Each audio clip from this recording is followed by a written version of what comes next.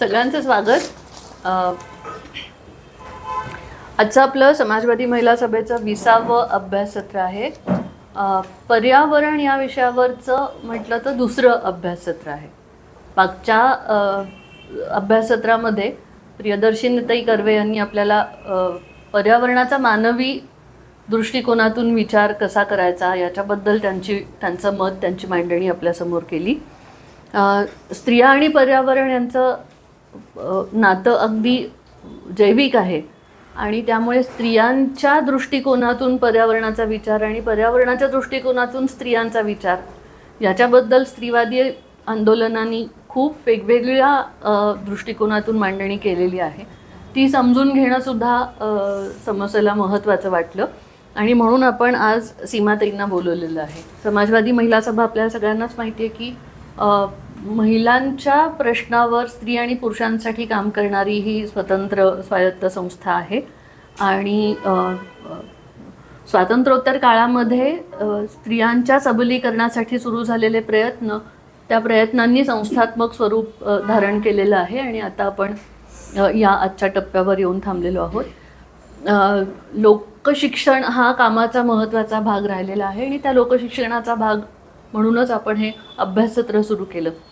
कार्यकर्त्यांना काम करताना वेगवेगळे प्रश्न पडतात, शंका उपस्थित होतात आणि त्याच्यावर विचारांची आणि प्रश्नांची देवाणघेवाण करण्यासाठी एक स्पेस तयार व्हावी म्हणून हे अभ्याससत्र आहे आणि त्याचा आजच्या भागामध्ये आपल्या सगळ्यांचं मी स्वागत करते. आपली सहकारी ॲडव्होकेट कल्याणी तिला मी विनंती करते की आजच्या संवादक सीमाताई यांची ओळख करून द्यावी. मी ॲडव्होकेट कल्याणी. मी आजच्या वक्त्या सीमा कुलकर्णी यांचं थोडक्यात त्यांच्या कामाचा आढावा तुमच्यासमोर सांगते.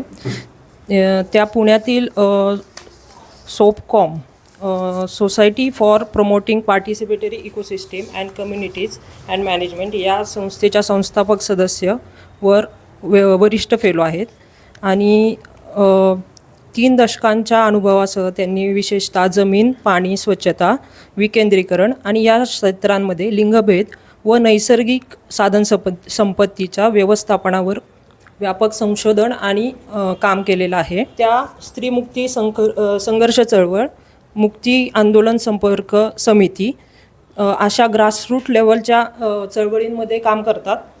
तसेच महिला किसान अधिकार मंच, मकाम, फेमिनिस्ट पॉलिसी कलेक्टिव्ह अशा नॅशनल लेवलच्या सुद्धा संघटनांमध्ये ते काम करतात. तसेच शेती, नैसर्गिक साधनसंपत्तीच्या शाश्वत व्यवस्थापनात त्या संशोधन आणि धोरण आणि या सगळ्यांकडे स्त्रीवादी दृष्टिकोनातून कसं बघितलं पाहिजे त्यावर अवेअरनेस आणि ह्या गोष्टी त्या करत असतात. तर इंटरनॅशनल लेवलच्या UNCCD, UNFCCC, Ramsar, Stockholm, Kyoto protocol या सगळ्या गोष्टी मी UPSC करत असताना वाचल्या, पण म्हणलं माझ्या नव्हतं. या सगळ्या गोष्टी मी UPSC करत असताना खूपदा वाचल्यात आणि त्या माझ्या ह्याच्यामध्ये आल्या. पण ग्रासरूट लेवलला स्त्रीवादी दृष्टिकोनातून या सगळ्या म्हणजे कसं बघायचं आणि मी खरंच उत्सुक आहे त्यांचं लेक्चर ऐकण्यासाठी की थँक्यू सो मच. श्रोते हे बघताना असं घाबरवू शकतात. हा उत्सुकतेचा जो मुद्दा आहे तो मलाही नक्कीच मांडायचा आहे की खूप लहानपणापासून स्त्रियांच्या चळवळीतल्या सुनीतीताईसारखे आणि किरण, मनीषा यांच्यासारखे कार्यकर्त्या धडाडीनं काम करताना, मांडणी करताना बघितलं मी आणि त्यांच्याकडे बघितलं की खूप विचार हे प्रत्यक्ष कृतीत उतरवण्यासाठी धडपड करायची असते म्हणजे काय हे कळतं. आणि सीमाच्या कामाकडे पण मी बाहेरून असंच बघते की खूप विचारांनी स्त्रीवादी चळवळींनी आपल्याला प्रगल्भ केले. ते विचार ग्रासरूटमध्ये आणण्यासाठी मातीत उतरून काम असं म्हणून मला सीमाचं वर्णन करायला नक्कीच आवडेल.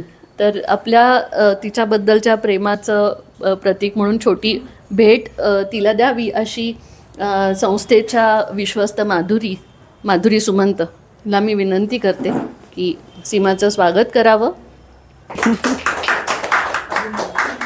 स्त्रीवादी आंदोलनामध्ये एक जोक सांगितला जातो की एक बल्ब बदलण्यासाठी किती स्त्रियांची गरज असते. तर एक टेक्निशियन स्क्रूड्रायव्हर पकडायला, एक बल्ब बदलायला, एक फोटोशूट करायला, एक रिसर्च करायला आणि एक पेपर प्रेझेंट करायला. म्हणजे आपण कलेक्टिव्हली काम करतो आणि नुसतं काम करायचं म्हणून नाही तर त्याचा सर्वांगीण विचार करतो. हे स्त्रीवादी कामाचं वैशिष्ट्य. तर आता मी आपल्या सगळ्यांतर्फे सीमाला विनंती करते की तिने तिची मांडणी सुरू करावी.